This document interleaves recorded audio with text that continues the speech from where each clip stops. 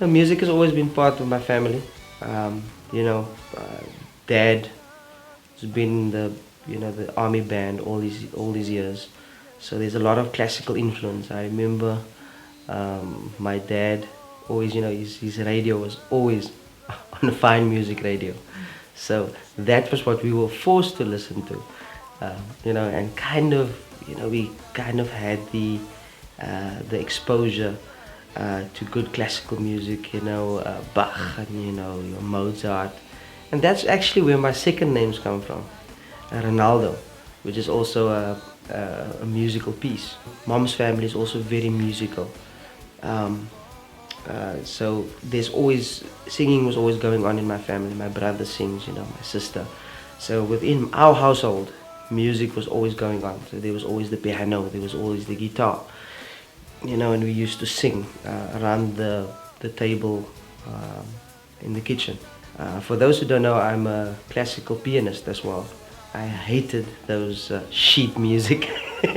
So somewhere down the line, it happened for me where I remember the first piece I ever played without music, without sheet music, was Turn Your Eyes Upon Jesus. And I think that ignited something within me. And from there on, music was just part of me. Okay, I'm actually fortunate to work with a very talented guy called Markov. He's the producer of this album, and we come a long way. I remember at one stage we were talking about it just the other day, that I was like a mentor to him. He would listen to me and come to me for advice. I used to play keyboard like I'm the man, and today I'm telling you, he's running circles around me with his playing and his singing, by the way. But he could capture what I wanted to say. Every time he captures what I want to say and he makes it bigger. I come to him with a concept and I said, this is what I have, this is the song. And when we sit and we jam and we formulate this thing to a certain structure, when I come back, what he does with it is just phenomenal. And I mean, you can listen to the album. I know so many people are blessed and touched, because I think that's what a producer does. They just make it bigger. And so we come a long way. I mean, we were at school together, although I'm a bit older than him. So there was a split at one stage, and when we came together again, I was just amazed by the growth. And I can tell you guys this much: this world still has to see this guy, and it's going to happen real soon. Marco van der Merwe, you just watch out for that name. And also about the KG band, it stands for Kingdom Generation. Man, oh man, I must be honest with you. For me, I cannot compromise. And for me, there's no compromise. It's either you're going to serve the Lord or you're not. I'm not saying that we all should be perfect, because we can never be perfect. But what I'm saying is, with our purpose and our goal, we need to be goal orientated. If you're going to serve the Lord, you're going to serve Him. You're not going to do both. And what I can say about the Kingdom Generation band, they're just so humble. They are the guys who you will hear on this album, which you will hear on this DVD.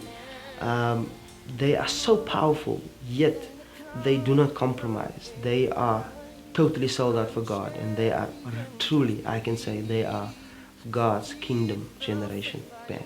Well, my life, there's different things that I do in life. Besides the music, that plays a very huge role, there's also business that I do, and there's people working for me. The one thing that I've learned working with people, they are not animals. They are valuable. And I've learned very early in my life that you can actually accomplish nothing without your brother and your sister next to you. So I do not ever take people for granted. And also being in ministry, being an assistant pastor, I've learned to appreciate people. No one is the same, even their weaknesses. I've learned to, many times we look down on people and we criticize them for their weaknesses. I believe that look at their strengths and try and boost their strengths, rather than trying to get the weaker side to be stronger. Uh, because I just feel that when you do that, you frustrate them. So I've got a lot of appreciation for people and the fact that we cannot do anything without each other. As the saying goes, behind every successful man, there's a strong woman. And I can surely say this about my wife, Nolene.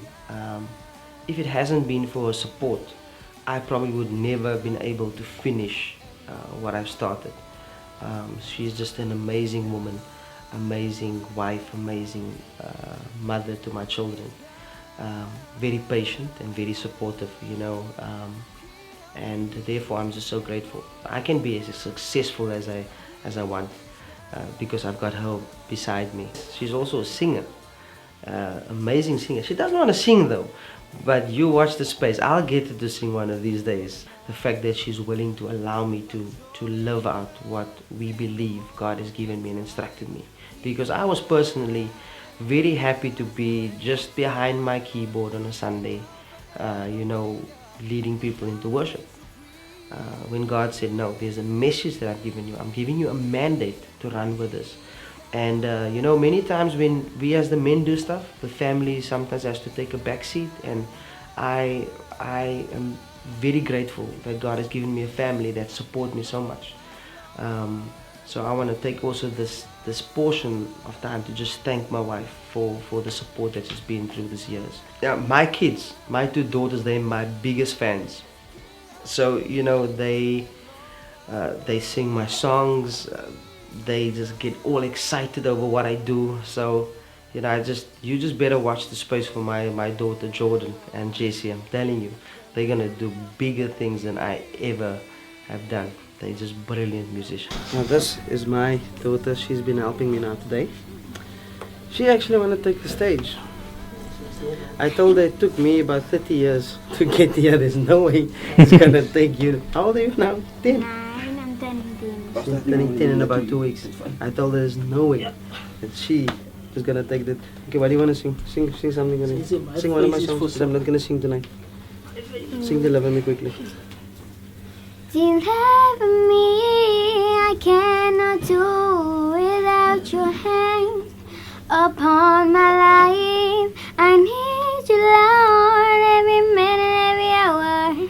I need you, Lord, deliver me. Enough. Don't take my show. So we're not doing that tonight, but she blessed you with that. It's on the album. I remember the first song that I've ever written. It was when it was when I got saved actually. That's when I started writing songs. I find it difficult to write about stuff that's meaningless. I can't write about that. So the first time I wrote, the first song I've ever written, I think I'll be doing it on this album, on the DVD recording, is it's called True Love. And I've only really found true love when I found Jesus. From there on, songwriting was just, it became, it changed through the years as my relationship with God, took different directions. And I've got people that write with me. One of them are Marvin Aronsa. He's one of my lyricists. So he would always, either he would expand the idea that I have, or he would ignite an idea with me by just sharing some lyrics.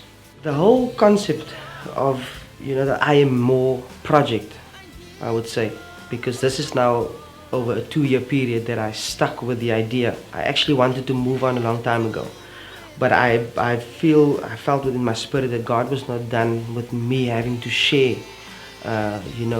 this whole concept of I am more. It all started with Romans 8 verse 37, where it says, know this, that we are more than conquerors through Christ. And I had the sense that we as a people, we find ourselves stuck in areas where we feel that there's no way out, or that's basically it that there is. But I believe that God wants me to share the message that they are more, but only in Him, so they are more than conquerors. Being a conqueror is enough. in itself. But being more than a conqueror, it just blew my mind. And I remember me being in Milnerton, and Marvin Arends was sending me some lyrics through, was sending me and immediately I picked up my old acoustic guitar. It's actually this one behind me, and I had it with me. And he sent me this, and he says, "I am more than a conqueror." And it immediately ignited something within me. I took the guitar and I started playing this, and I actually finished that song there and then. And that song eventually ended up creating this project. And let me tell you this much, it was not easy to complete this project. And I think I mentioned it now the other day on Facebook, that many times when you run with a message, people think it's a very glamorous thing because you're always at the forefront. But the thing is, you're only a messenger, and there's a task that you need to complete. And there will always be adversaries, things that will hinder you from completing that task. Because the first person that you're preaching to is actually yourself. And the first person that needs to experience, because if you say that I am more than a conqueror, the devil will make sure that you will feel oppression. So, but if God gave you the message, then He will make sure that you'll be able to make it. And when I say that I'm more than a conqueror, then people can believe me that surely I know what I'm talking about.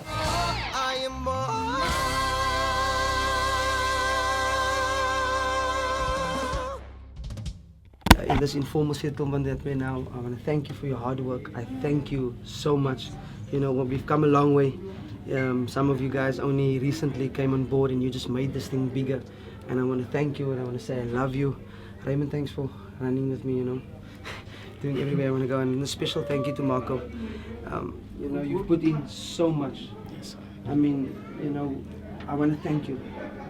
And I know now how much you've put in, and I want to thank your wife also for, just allowing him to spend this time. And I'm telling you, it's going to be worth it. That I can promise you. Because I know, the only reason I stick with this guy is because I know what God has placed within him. This is a God thing. It's not something it was built from human hands, This is a God thing. I know it, I feel it in my spirit, and it cannot leave me. And I want to thank you for all the hard work you've put in here, and you've got a great team. And I love you guys. Thank you so much, guys. God bless you. We love you.